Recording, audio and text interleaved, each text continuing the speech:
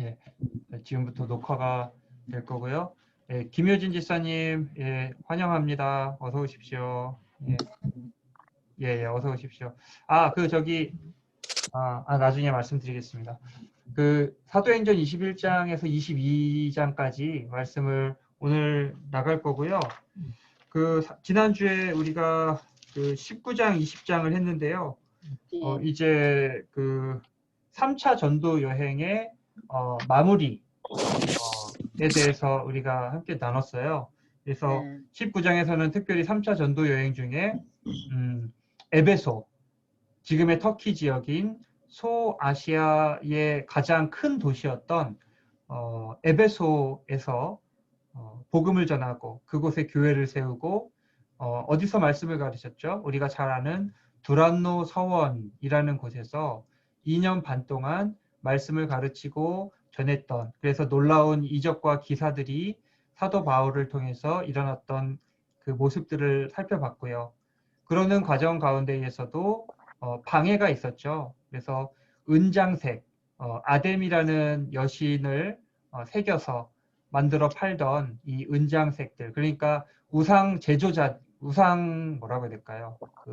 제조하는 사람들, 예, 그 사람들이 반발을 하게 되어서 결국에는 에베소에서 나와서 이제 3차 전도 여행을 마무리해 가는 그런 과정까지를 우리가 살펴보았습니다. 그래서 마지막으로 우리가 지난주에 들렸던 데가 어디예요? 넘어가나? 예. 자, 지도를 보시면은 이제 나오는데요. 우리가 여기 이제 고린도에서 다시 거꾸로 이렇게 돌아와서 밀레도라는 곳에 도착을 했었다라는 것을 지난주에도 말씀을 드렸죠. 그래서 이 밀레도라는 곳에서 누구를 초청해요? 에베소 교회에 있었던 장로들을 이 밀레도라는 곳으로 오라 해서 마지막 고별 설교와 작별 인사를 하게 됩니다. 그래서 이 에베소에 있었던 장로들이 가지 말아라. 그곳에 가면은 참 어려운 일을 당할 수도 있다라는 그런 것을 이미 알고 있어요. 사도 바울도 알고 있고 장로들도 알고 있고. 그런데 이 사도 바울이 마지막까지 내가 정말 하나님께 매여서 무슨 일을 당할지 알지 못하나 내가 예수님께 받은 그 사명을 마지막까지 잘 감당하기 위해서 내 생명조차 아끼지 않고 마지막까지 이 복음의 길을 가려 하노라. 이 눈물의 고별 설교를 하고 또 에베소의 장로들과 껴안고 입을 맞추고 이렇게 정말 애틋하게 마지막 인사를 나누는 것까지 지난주에 우리가 살펴보았습니다. 그래서 이제 밀레도에서 귀한 길이죠. 오늘 21장 말씀에서는 이제 여기 이렇게 쭉 가서 이제 그동안 2차 전도 여행 때 복음을 전했던 모든 도시들을 다 살폈고요. 다시 거꾸로 돌아오면서 원래대로 여기 이제 수리아 지역, 그 다음에 이스라엘 지역으로 돌아가는 그런 과정을 우리가 살펴볼 수가 있는데요. 여기 이제 이렇게 그 성경에 나온 코스들을 순서대로 이렇게 했습니다. 그래서 고스, 로도 여기 있죠. 로도라는 섬에 들려서 바다라에 이렇게 들려서 그 다음에 이제 뭐라고 하냐면요. 이 구브로 섬, 지금 우리가 키프로스 섬이라고 이야기를 하는데 이 구브로 섬을 왼편에 두고 우리가 항해를 했다. 이렇게 기록이 돼 있어요. 그러니까 여기로 이렇게 간 거죠. 그래서 도착한 곳이 두로라는 도시입니다. 두로. 시돈이라는 곳에 바로 밑에 있는 여기 두로라는 곳에 도착을 하게 되어서 거기서 또 형제들을 만나고 또 거기서 여러 가지 이렇게 권면을 하고 또 이 가는 길에서 계속 무슨 일이 있냐면요. 사도 바울에게 가면 안 된다. 가면은 당신이 고난을 당하게 된다 하는 이런 권면을 계속해서 듣게 돼요. 그래서 계속해서 말리는데 그 말리는 것을 듣지 않고 예루살렘을 향하여서 계속해서 가게 되죠. 그래서 제목을 제가 뭐라고 했어요? 예루살렘으로. 이게 약간 어떤 느낌이냐면요. 이 예루살렘으로라는 것은 예수님이 대부분의 사역을 어디서 하셨어요? 갈릴리 지역에서 많이 하셨죠. 그 다음에 그 요단강 주변과 갈릴리와 가버나움과 이 북쪽 지방에서 대부분 사역들을 많이 하셨거든요. 근데 그 마지막 그 십자가에 달려 죽으실 때에 예루살렘을 향하여서 가시는 여정이 마가복음과 마태복음에 자세히 기록이 되어 있습니다. 그래서 그 가는 여정 가운데 계속해서 이 예수님이 말씀을 하세요. 인자가 온 것은 뭐라고 해요? 섬김을 받으려 함이 아니라 도리어 섬기려 하고 자기 목숨을 많은 사람의 대속물로 주려 함이니라. 계속해서 자신의 어떤 순교라고 안 하고 십자가 죽으심을 제자들에게 이야기를 하면서 그 예루살렘으로 계속 가거든요. 가면서 계속해서 인자가 대제사장과 장로들에게 죽임을 당하고 사흘 만에 다시 살아나야 할 것이 아니냐. 이런 예수님의 어떤 고난에 대해서 계속해서 알면서 제자들에게 이야기 말씀하시면서 예루살렘을 향해 올라가시거든요. 그러니까 이 사도 바울이 3차 전도 여행을 끝나고 이 예루살렘으로 향하는 이 길이 사실은 예수님께서 십자가에 달려 죽으시기 위해 예루살렘으로 향하여 올라가시는 그 길과 상당히 닮아 있다라고 이야기를 할 수 있는 것이죠. 우리가 그 사도행전이라는 이 책의 행적을 통해서 사도 바울이 그의 인품과 성격과 복음 전도와 이 모든 걸어가는 길이 참으로 예수님의 길을 따르는 사람이었다 하는 것을 물리적으로도 우리가 알게 된다는 거예요. 그래서 이런 과정을 거쳐서 지금 올라가고 있다. 그 다음에 이제 돌레마이, 여기 돌레마이라는 곳에 이렇게 들려서 가이사랴까지. 이 돌레마이라는 도시는요, 그 프톨레마이 저기 이집트 왕족이었던 돌렘인가요? 그 사람의 이름을 따서 만든 도시예요. 그래서 이 돌레마이를 살짝 지나서 가이사랴, 예전에 베드로가 백부장 고넬료를 만나서 복음을 전했던 도시, 이 가이사랴. 여기도 상당히 많은 그리스도인들을 중심으로 교회가 세워졌다 하는 것을 우리가 알 수가 있죠. 그래서 이런 과정들을 통해서 3차 전도 여행을 마무리해 가고 있다. 자, 그래서 가이사랴에 머물면서 누구의 집으로 들어가게 되냐면요. 집사 빌립이라는 사람의 집에 들어가게 됩니다. 빌립, 우리 기억나시죠? 빌립이 누구예요? 8절, 9절 말씀에서는 이렇게 기록을 해요. 이튿날 떠나 가이사랴에 이르러 7 집사 중 하나인 전도자 빌립이라고 이렇게 소개를 합니다. 기억나시죠? 사도행전 6장에서 우리가 함께 살펴봤던 건데요. 사도행전 6장에 보면은 무슨 말씀이 나와요? 사도행전을 6장을 보시면은 7명의 집사를 예루살렘 교회에 세웠던 이야기가 기록이 되어 있습니다. 왜 그랬어요? 매일의 구제에 헬라파 과부들이 히브리파 과부들 거기에서 제외가 돼가지고 그거로 인하여서 교회 안에 구제의 문제로 인하여서 잡음이 일어나게 돼요. 그러니까 구제라는 건 뭐예요? 식사 대접하는 거죠. 그러니까 식사 대접을 과부들에게 해야 되는데요. 교회에서 그거를 못하는 거예요. 지금 차별이 생긴 거예요. 히브리파 과부들에게는 주는데 헬라파 과부들은 그 동일한 그 혜택을 받지 못하는 같은 교회 안에서 이런 일이 생기게 되거든요. 그러니까 이런 것까지 사도들이 신경을 쓰다 보니까 어떻게 돼요? 말씀 전하는데 지장이 생기게 되는 거예요.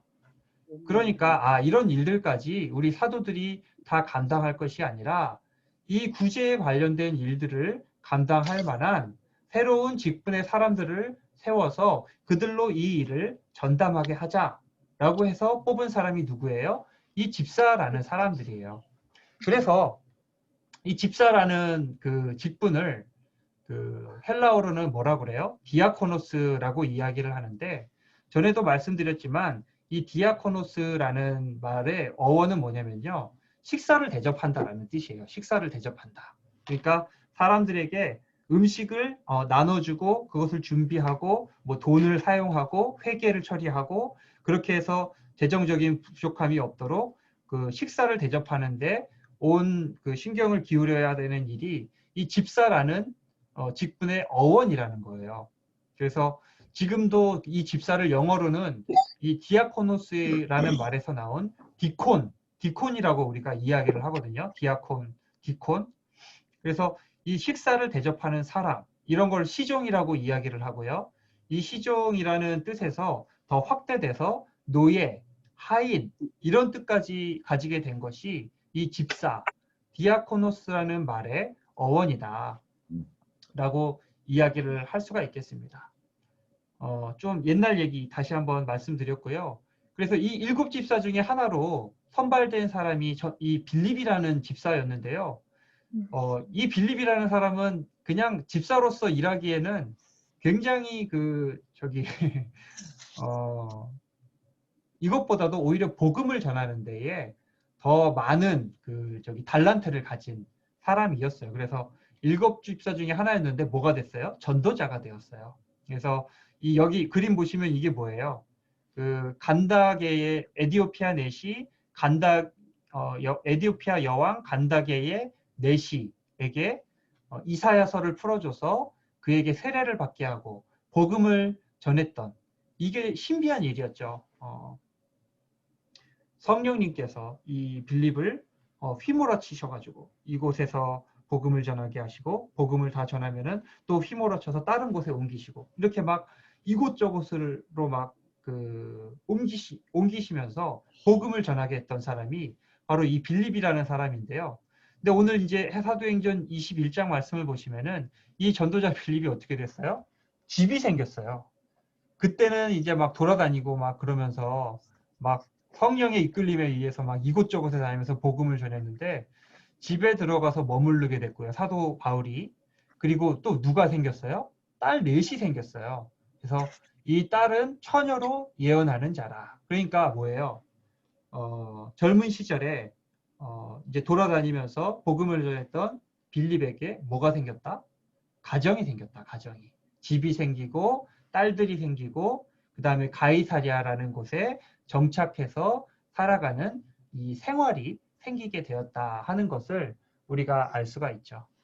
참 재밌는 캐릭터예요. 이 빌립이라는 사람은. 사마리아에서 복음을 전할 때에도 베드로가 오기 전에 먼저 가가지고 복음을 전했던 사람도 빌립이었고 그 다음에 광야에서 이 에디오피아 내시에게 복음을 전했던 사람도 이 빌립이었고 그러다가 어느 날 종족을 감췄는데 21장 와보니까는 여기 가이사랴에 와가지고 정착해서 살고 있는 그게 굉장히 재밌는 캐릭터죠. 그래서 가이사랴가 어디예요? 여기죠. 여기.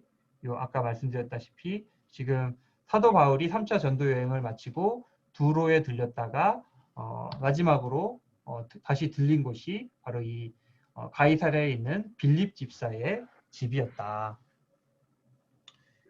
그래서 이곳에서 머물게 될 때에 또 다른 이야기를 듣게 됩니다. 이제 예언이에요. 예언을 듣게 됐는데 이미 밀레도에 있을 때부터 그 사도 바울은 알고 있었죠. 자기가 죽임을 당하게 될 거라는 것, 혹은 고난을 당하게 될 거라는 것, 사람들에게 잡히게 될 거라는 사실을 알고 있었는데 여기서 또 그것을 확증이라도 하듯이 누구예요?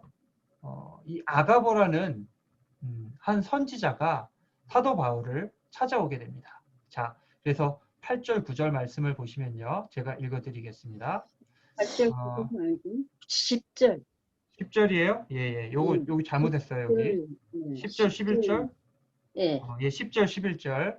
예, 예. 거기 좀 수정을 좀 해주시면 좋을 것 같고요. 요거 제가 읽어드리도록 하겠습니다. 여러 날 머물러 있더니 아가보라 하는 한 선지자가 유대로부터 내려와 우리에게 와서 바울의 띠를 가져다가 자기 수족을 잡아매고 말하기를 성령이 말씀하시되 예루살렘에서 유대인들이 이같이 이 띠 임자를 결박하여 이방인의 손에 넘겨주리라 하거늘. 자, 여기 그림 보시면은 여기 띠로 지금 이 아가보가 자기 팔과 다리를 메고 있죠. 이 띠가 누구 거예요? 이 띠가 누구 거예요? 바울. 예, 사도 바울 거예요. 사도 바울의 이 허리에 맸던 띠를 빼앗아서 자기 팔과 다리를 메요. 그러고 말하기를 뭐라 그래요? 이 띠 임자를 결박하여 유대인들이 이방인의 손에 넘겨주리라. 그러니까 지금 또 두 번째, 아까 두로에서도 이제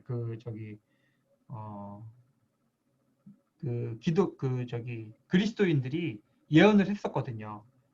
그게 이제 4절 말씀에 기록이 되어 있고요. 예루살렘에 가지 말아라. 가면은 큰일 난다 하는데 거기서도 이제 거절하고 가이사랴까지 왔고요. 가이사랴에 왔는데 여기서도 아가보라는 선지자가 이제 가지 말라고는 안 하고 이렇게 될 것이다 라고 이제 또 예언을 해요. 예언을.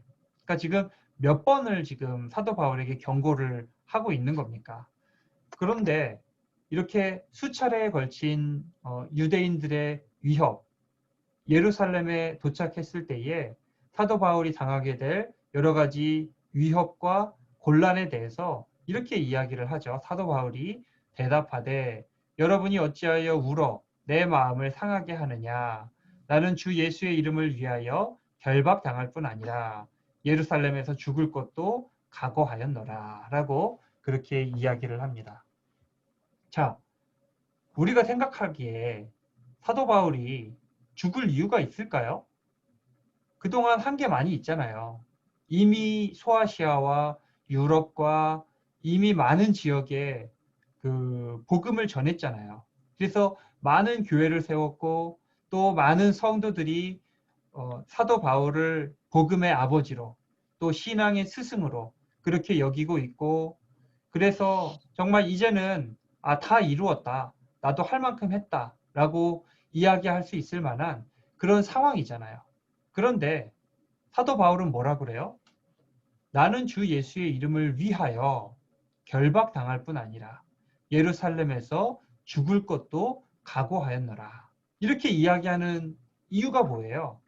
사도 바울이 아직 안 끝났다는 거예요. 이거는 아직 끝난 것이 아니라 내가 로마에 가서도 복음을 전해야 하고 또 서바나 그러니까 지금의 그 당시에 땅끝 마을이라고 생각했던 스페인 지역에까지 가서 내가 복음을 전해야 된다라는 이 사도 바울의 절박한 마음이 담겨져 있다. 결박당할 뿐 아니라 내가 죽을 때까지는 계속해서 복음을 전할 것이다. 이 사도 바울의 마음에 뭐가 있었을까요? 사도 바울의 마음에 있었던 그 중심 생각이 뭐였을까요? 저는 빚진 자의 마음이라고 생각을 합니다. 이게 그냥 내가 어떤 그 소명감이 없이 그냥 내가 그냥 할 만큼만 하지 뭐 그냥 내가 나이 들기 전까지만 열심히 살다가 이제 어느 정도는 노후도 누리고 편하게 살지 이렇게 생각할 수도 있는데 이렇게 끝없이 복음을 전하기 위해서 달리는 사도 바울의 이 모습은 사실 빚진 자의 모습이라고 밖에는 볼 수가 없다. 내가 그리스도에게 끊임없이 빚진 사람이구나. 내가 갚아도 다 갚을 수 없는 은혜의 빚을 예수님에게 지고 사는구나라는 이 의식의 발로가 아니고서야 이런 일들은 사실상 불가능하다라고 볼 수가 있는 것이죠. 사실 어려워요. 이게 참 어려워요. 이게 목회자나 일반 평신도 성도들이든지 이런 마음, 빚진 자의 마음으로 죽을 때까지 그리스도를 위해서 살겠노라. 어떻게 생각하세요? 우리 구역장님들께서는 어떻게 생각하세요? 목회자인 저도 사실 힘들어. 예? 힘들어요. 힘들어요. 한마디로 힘들어요. 목회자인 저도 사실 이게 우리 목회자들의 모습이 되어야 되고 정말 죽을 때까지 근데 참 힘들 것 같아요. 힘들면 정말 중간에도 언제든지 막 포기하고 싶을 때가 생기거든요. 근데 참 자신 없어요, 저도. 내가 죽을 때까지 과연 이렇게 사도 바울처럼 진짜 눈물로 목숨을 걸고 정말 내 모든 것을 다 진짜 그 마지막 내 삶의 한 줌까지 다 예수님에게 내어드리면서 복음을 전할 수가 있을까 생각을 해보면은 아, 내가 그렇게 많이 예수님을 사랑하는가? 내가 정말로 빚진 자의 마음으로 정말 주님 주신 은혜를 귀하게 여기면서 지금 이 순간을 살아가고 있는가? 생각해 보면은 조금 부끄럽기도 하고 자신이 없어요. 솔직하게 그냥 여기 몇 분 안 계시니까 그냥 고백을 하는데요. 그래서 좀 부끄러워요, 저도. 사실은 그렇다고 막 대충 목회를 하는 건 아닌데요. 정말 내가 죽을 만큼 최선을 다하고 있는가 하면은 사실 많이 부끄러운 면이 참 많이 있죠, 저도. 그래서 사도 바울은 그러나 정말 이게 얼마나 감동적인 말입니까? 나는 주 예수의 이름을 위하여 결박당하는 거. 이게 고난이잖아요, 결박. 근데 그 결박뿐만 아니라 죽음도 각오했다. 내가 생명까지도 그리스도를 위해서 다 내어줄 수 있다. 정말 이게 주님 사랑하는 거 아니에요?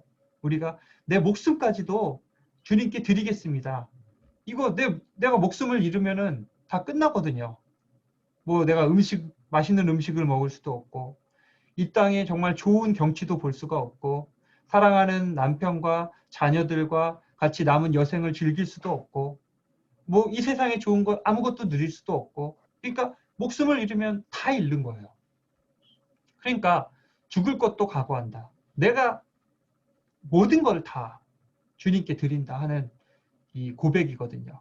사도 바울은 이러한 심정을 가지고서 정말 주님을 사랑하고 복음을 전하는 삶을 살았더라 하는 것을 우리가 볼 수가 있습니다. 누구를 정죄하고자 함이 아닙니다. 저 자신에게 하는 이야기고요. 그래서 이러한 상황 속에서 가이사랴를 이제 떠나게 되고요. 여기 보시면 이제 가이사랴를 떠나게 되죠. 최영미 지사님 오신 것 같고요. 여기 가이사랴를 떠나서 이 예루살렘으로 이제 마지막 발걸음을 향하게 되죠. 그래서 여기 이제 지도 한번 보세요. 여기 안디옥부터 해가지고 한번 제가 그림을 그려놓진 않았는데 화살표로 어떻게 복음을 전했는가 한번 생각을 해보세요. 최영미 지사님 어서 오십시오. 환영합니다. 안녕하세요. 네. 좀 시끄러울 수 있으니까요. 그 음소거를 좀 해주시면 좋을 것 같아요, 최영미 지사님. 지금은 음성 해주래. 음소거 아니면 제가 잠깐 해드릴게요, 음소거를. 제 목소리는 아마 들리실 거예요. 대신에 이제 여기 한번 안디옥, 여기가 이제 안디옥 교회에서 어떻게 갔어요? 여기가 이제 소아시아죠, 지금의 터키 지역. 그래서 1차 전도 여행, 요렇게 갔다가 여기서 요로 들어가서 저기 비시디아 안디옥, 이고니온 루스트라 더베 요렇게 갔다가 이렇게 왔던 게 1차 전도 여행. 2차 전도 여행은 여기서 다시 가서 원래는 일로 가려고 하다가 길이 막혀서 요 드로아를 통해서 요쪽 요 마게도냐와 아가야 지역으로 복음을 전하고 에베소에 잠깐 들려서 이렇게 왔던 게 2차 전도 여행. 3차 전도 여행은 다시 또 이렇게 갔다가 거꾸로 해서 다시 여기 밀레도에 들려서 바다를 통해서 이렇게 들어왔던 거. 이제 지도 보시면은 굳이 이렇게 화살표나 뭐 이런 거 없어도 다들 대략적인 사도 바울의 이 경로를 아마 짐작을 하실 수가 있을 겁니다. 그래서 이 가이사랴에 도착한 사도 바울, 아가보의 예언을 듣고 마지막으로 이 예루살렘을 향하여서 가게 된다. 자, 그리고 이제 예루살렘에 도착을 했습니다. 자, 예루살렘에 도착해서 예루살렘 교회에 들어가게 됩니다. 그곳에서 누구를 만나냐면요. 야고보라는 사람을 만나는데요. 이 야고보가 누구예요? 야고보가 2명 있잖아요. 예수님의 제자 야고보가 있고 주의 동생 야고보가 있잖아요. 둘 중에 누구예요? 야고보가. 전자예요, 후자예요? 자, 아시잖아요, 이미.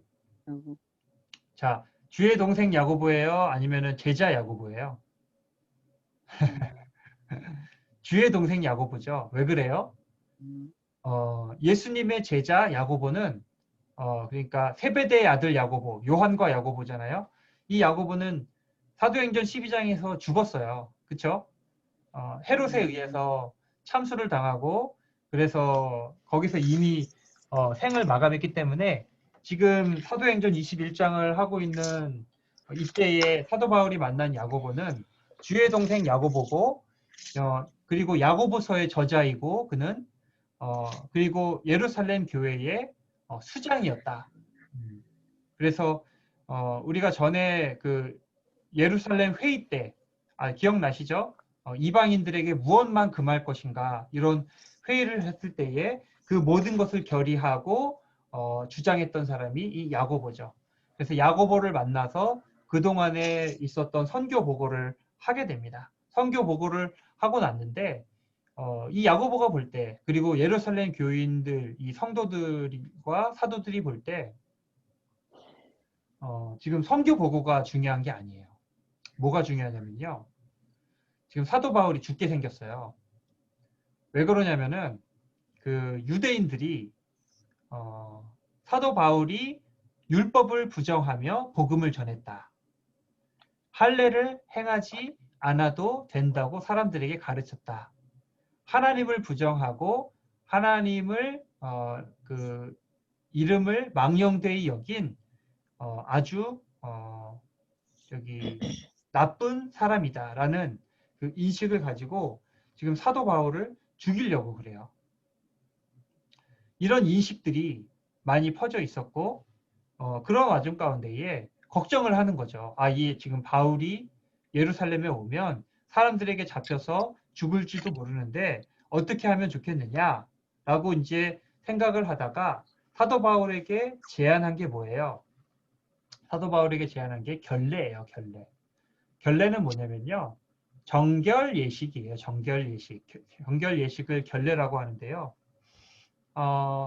우리 21절, 24절을 그 김효진 지사님이 한번 읽어주실래요? 김효진 지사님 그 마이크 켜시고 여기 있는 그 말씀을 한번 읽어주시겠어요? 마이크 켜시고. 지금 사진이 안 나오네요. 뭐 못 읽으시는 것 같은데. 예. 우리 김정자 권사님께서 한번 읽어주시겠어요? 24절 말씀을. 예. 예. 그들을 데리고 함께 걸례를 행하고 그들을 위하여 비용을 내어 머리를 깎게 하라.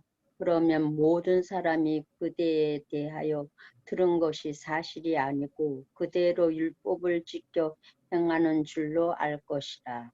예, 예. 이게 그러니까 무슨 말이냐면요. 잘 읽어주셨는데요. 앞에 뭐예요? 서원한 네 사람이 있다라고 이야기를 해요.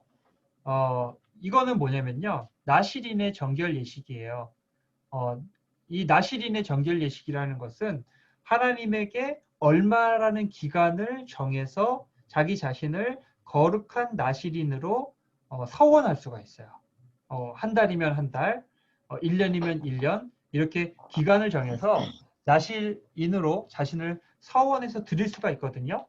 그러면은 그 서원한 기간 동안에는 머리도 깎지 못하고요. 그 다음에 포도주도 마시지 못하고요. 그 다음에 주검이나 더러운 것을 손에 대지 못하고요. 부정한 모든 행위를 멀리하게 됩니다. 그리고 이 나실인의 정한 기간이 끝나게 되었을 때에 이 정결 예식을 시행을 해요. 제사를 드리고 그동안 못 깎았던 머리를 이발을 하면서 이 정결 예식을 일주일 동안 드리는 것이 이 사도 바울에서 말하는 이 결례를 행하라 라는 말의 뜻입니다. 그래서 이 야고보가 제안한 게 뭐냐면요. 마침 서원을 끝낸 네 사람이 있었어요. 여기. 서원을 끝낸 네 사람이 있는데 사도 바울에게 이 네 사람을 위해서 당신이 비용을 내라. 돈을 내어서 그들로 하여금 머리를 깎게 하라. 그러면은 사람들의 인식에 어떻게 된다고요? 사도 바울이 율법을 부정하는 자가 아니구나.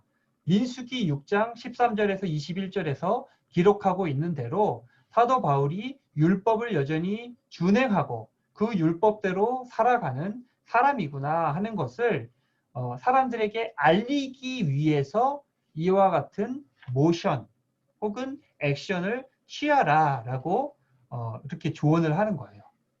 그래서 마지막에 뭐라 그래요? 그대도 율법을 지켜 행하는 줄로 알 것이라 라고 그렇게 이야기를 하죠. 이거 뭐 별 대단한 거 아니기 때문에 사도 바울도 이것을 수용을 하게 됩니다. 그래서 그러면은 내가 그들을 위해서 비용을 대겠다. 그래서 내가 율례를 지켜 행하는 줄로 이 결례를 지켜서 율법을 행하는 줄로 사람들이 알게 하겠다라고 이야기를 하게 된다라는 것이죠. 그래서 이제 인간적으로 할 수 있는 노력들을 다 하는 거예요. 결례를 행했는데, 자, 그래서 이제 예루살렘까지 왔는데 오자마자 어떻게 되냐면요. 자, 붙잡혀요. 유대인들에게 붙잡히지 않기 위해서 결례도 행하고 준비할 거를 다 했는데요. 오자마자 어떻게 돼요? 바로 붙잡혔어요.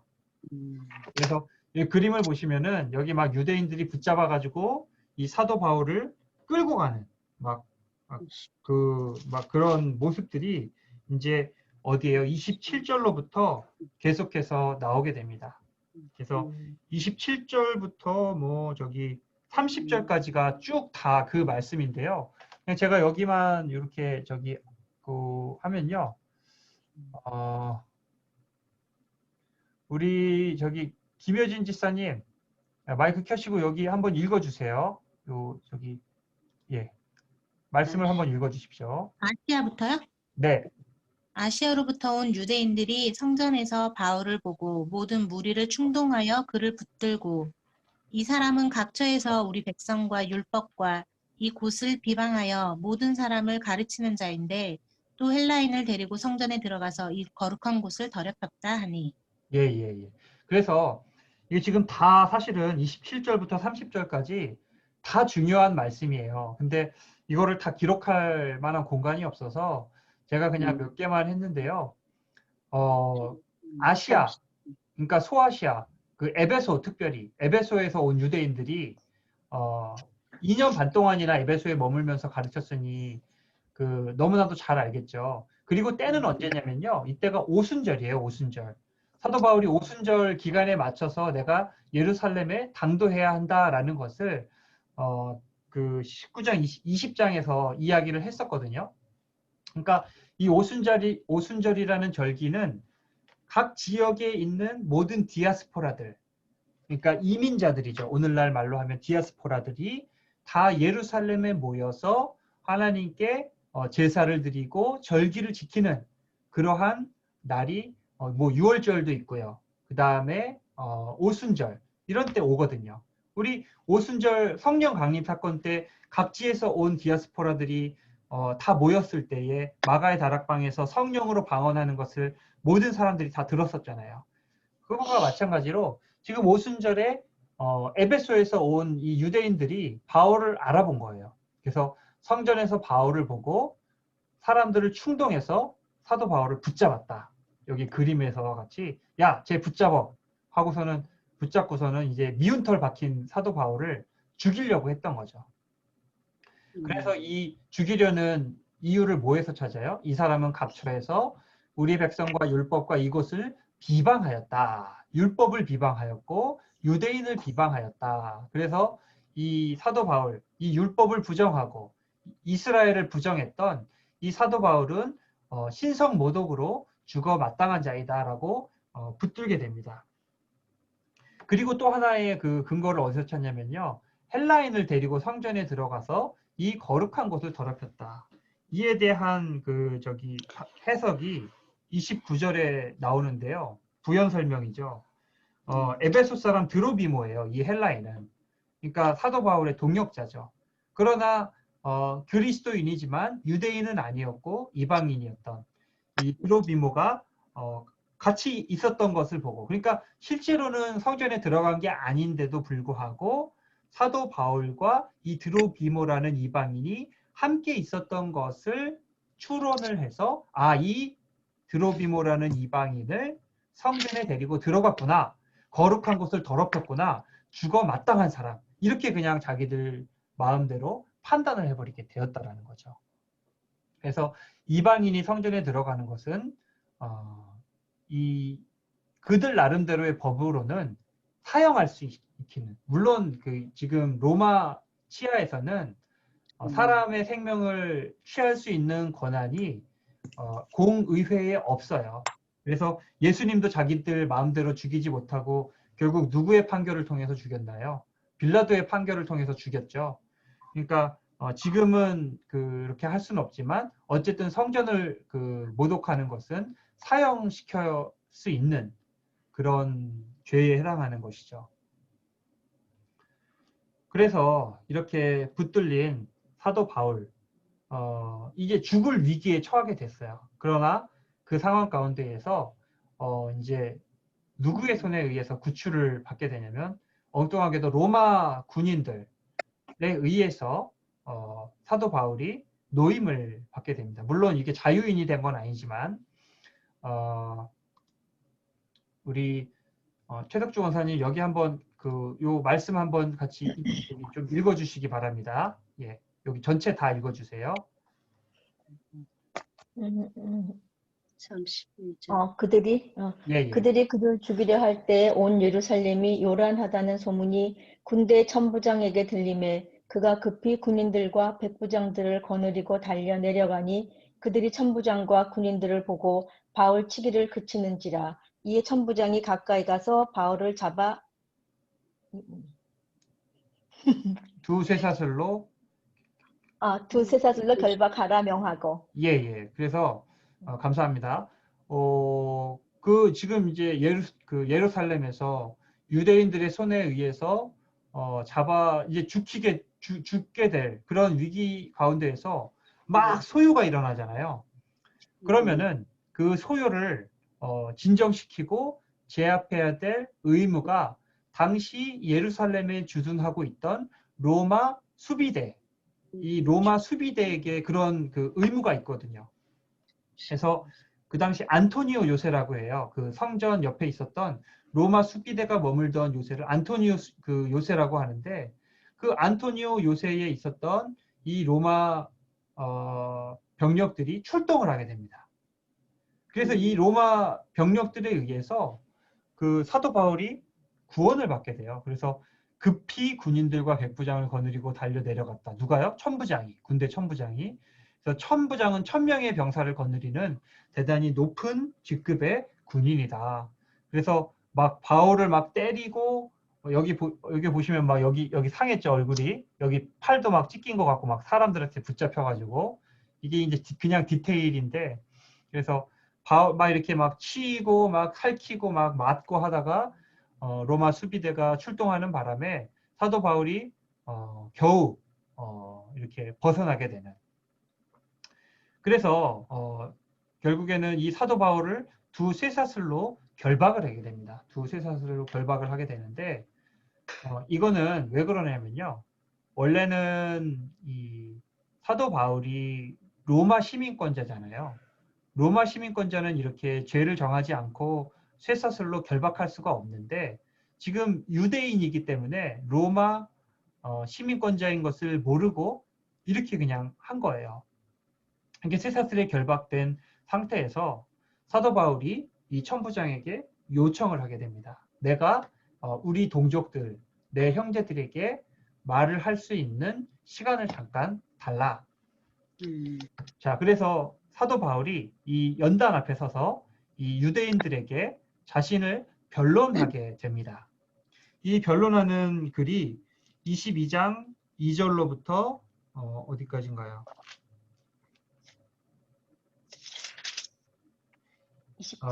29절까지 다는 아니고요. 21절, 2절부터 21절까지, 22장 2절부터 21절까지가 사도 바울이 예루살렘에 있었던, 그리고 예루살렘에 모였던 디아스포라들과 모든 자신에게 동족 유대인들에게 자신의 지난 행적들을 변론하는 변론의 이야기다라고 할 수가 있습니다. 너무 길어서요. 제가 간단하게 요약을 했습니다. 여기다가 네. 간단하게 요약을 했는데요. 일단 자신이 어떤 사람이었는가. 나는 가말리엘의 문화에서 율법을 공부하는 사람이었고 바리새인이었다. 그러니까 율법에 충실한 사람이었다. 그 다음에 또 뭐예요? 자신이 핍박 받은 걸 이야기한 게 아니고요. 자신이 그리스도인들을 핍박하는 어떤 그런 핍박하는 핍박자였다. 많은 사람들을 잡아다 옥에 가두기도 하고 어떤 사람들은 죽이기도 하고 또 스데반을 데려다가 돌로 쳐 죽이게 만든 그런 핍박하는 사람이었다라는 자신의 지난 날들에 대해서 이야기를 하게 되고요. 그 다음에 바울의 다메섹 체험 뭐예요? 예수님을 만난 체험이죠. 다메섹에 있는 그리스도인들을 잡아 예루살렘으로 호송하기 위해서 가던 도중에 그 도상에서 예수님을 빛으로 또 음성으로 만나게 되고 그래서 그때 만났던 예수님으로 말미암아 눈이 멀게 되고 아나니아라는 선지자의 집에서 머물렀던 그 다메섹 체험 그리고 그 이후에 예수님을 만나서 자신의 지난 날들을 회개하고 온전히 그 삶을 돌이킨 자신의 회심 사건들에 대해서 또 사람들에게 이야기를 하게 되죠. 그리고 자신에게 주신 예수님이 주신 소명, 이방인들에게 복음을 전하게 하신 그런 21절이죠. 내가 너를 멀리 이방인에게로 보내리라 하셨느니라. 나는 이방인들에게 주님으로부터 보냄을 받은 이방인의 사도로서 지금까지 일을 했다라고 이런 내용들을 지금 형제들 앞에서 이야기를 하게 됩니다. 아마 이 이후에도 사도 바울이 더 하고 싶은 얘기가 있었을 거예요. 자기의 지난 날들에 대해서 형제들에게 뭐 예루살렘에 있던 유대인들에게 밉보이고 싶었겠어요? 자기 형제들인데 막 안 좋게 보이고 싶었겠어요? 좋게 보이고 싶었겠죠. 그래서 자기를 더 사람들에게 이야기하고 싶었겠죠.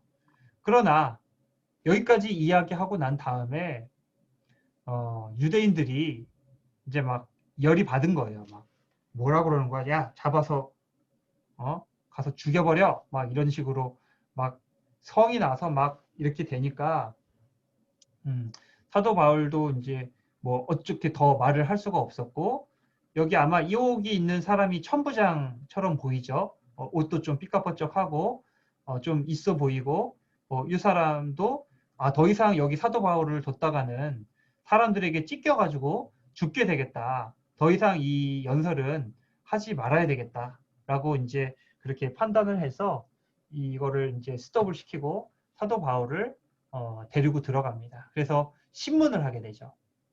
천부장이 바울을 영내로 데려가라 명하고 그들이 무슨 일로 그에 대하여 떠드는지 알고자 하여 택직질하며 신문하라 한데 가죽줄로 바울을 매니 그러니까 신문하고 채찍질하려고 하였다. 그래서 이렇게 때리려고 했어요.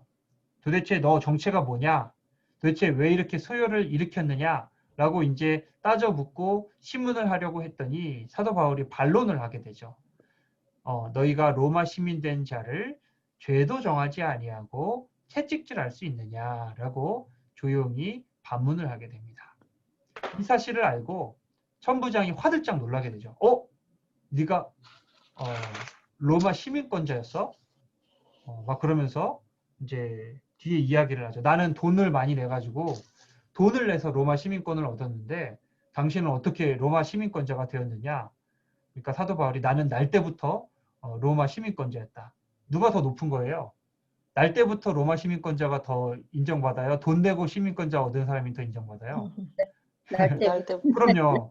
날 때부터 저기 미국에서도 날 때부터 미국인 시민 받은 사람이랑 중간에 그 한 사람이랑 누가 더 저기예요? 우선권자예요. 날 때부터 받은 사람이 더 우선권자잖아요. 그러니까 천부장이 꿀리는 거죠. 오히려 지금 사도 바울보다도 지금 뭔가 좀 속된 말로 꿀리는 거예요. 지금. 그래서 채찍질 이거 당할 내가 이유가 없다. 왜요? 이거는 노예나 외국인에게만 가능한 신문 방법이었기 때문에 로마인은 이렇게 채찍질을 함부로 할 수가 없었다 하는 것. 그래서 이런 상황 속에서 사도 바울이 크게 뭐 이렇게 뭐 저기 봉변을 당하거나 아니면은 뭐 예전처럼 뭐 저기 그 복음을 전하면서 그 여러 가지 뭐 봉변을 당했던 그런 일들이나 그런 일들이 없이 이제 그 예루살렘과 가이사랴에 머물면서 그 좀 몸을 이렇게 안전하게 보호할 수 있는 하나의 장치가 되었다. 뭐가요? 이 시민권, 로마 시민권이 그를 보호해주는 하나의 장치가 되었다. 그래서 여기까지가 이제 예루살렘에 있었던 소요의 모습들이었고요. 마지막 30절 말씀, 우리 김문숙 집사님 여기 읽어주시면 감사하겠습니다. 30절 말씀 읽어주세요. 이튿날 천부장은 유대인들이 무슨 일로 그를 고발하는지 진상을 알고자 하여 그 결박을 풀고 명하여 제사장들과 온 공의를 모으고 바울을 데리고 내려와서 그들 앞에 세우니라. 예, 그래서 이게 이제 22장의 마지막 말씀이고요. 그럼 다음 주에는 뭐가 나오겠어요? 이제 이 공회에서의 공방이 이제 다음 주에 나타나게 되겠죠. 그러니까 이제 그냥 공회로 사도 바울을 보내면은 봉변을 당할 것이 너무나도 분명하기 때문에 천부장이 자기가 직접 사도 바울의 신변을 확보한 채로 데리고 공회로 내려가서 그들의 법과 그들의 풍습에 따라서 무엇을 잘못했는지 사도 바울이 무엇 때문에 소요가 일어났는지 그 진상을 알기 위해서 이제 그 앞에 세우게 되는 여기까지가 이제 22장까지의 말씀이 됩니다. 그래서 예, 다음 주 23장에서는 이제 공회에서 일어났던 이 서로 간의 변론과 공방 이런 것들이 나오게 되는데요. 그래서 다음 주에 요거는 이제 한번 살펴보도록 하고요. 네, 사도행전도 재밌죠. 이게 보다 보니까는 이게 그냥 대충 읽으면은 그냥 그런 말씀인데 자세히 생각을 해보면서 읽어보면은 굉장히 흥미진진합니다, 사실은. 그래서 그러니까 사도행전은 또 신약 성경의 역사서다라고 이야기할 만큼 어떤 어떤 신학적인 부분이나 이런 것보다도 역사적인 기술이 굉장히 이렇게 많이 그러니까 객관적인 사실이죠. 그런 것들이 많이 기술이 되었기 때문에 마치 역사서를 보는 것처럼 그렇게 굉장히 흥미진진하다 하는 것을 우리가 알 수가 있습니다. 예, 그래서 22장까지 우리가 마쳤고요. 혹시 오늘 21장, 22장 말씀 보시면서 궁금했던 부분이나 그런 말씀이나 혹시 있으세요?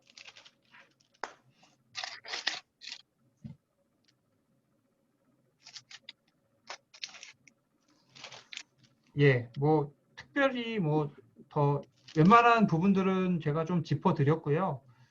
뭐 예, 이제 뭐 계속 이제 좀 저기예요. 어떻게 보면 재미가 없어요. 계속 고소하고 또 뭐 변론하고 이게 법적 공방 그러니까 법적 공방만 계속 오고 가는 그런 상황 속에서 이제 로마로 향하게 되는 그런 모습을 보면서 사도행전이 마무리가 되는데요. 그러니까 끝물이에요. 끝물. 이제부터는 거의 그 상황 속에서 사도 바울이 어떻게 이제 처신을 했는지 우리가 함께 살펴보면 좋을 것 같고요. 그래서 이제 오늘 22장까지 했고 그러면 28장까지니까 6장이 남았어요. 그래서 매주 2장씩 하면은 이제 3주 안에 이제 끝나게 될 것 같고요. 그동안에도 이제 좀 이렇게 말씀을 틈틈이 보시고 또 꾸준하게 같이 나눠주시면 참 좋을 것 같습니다.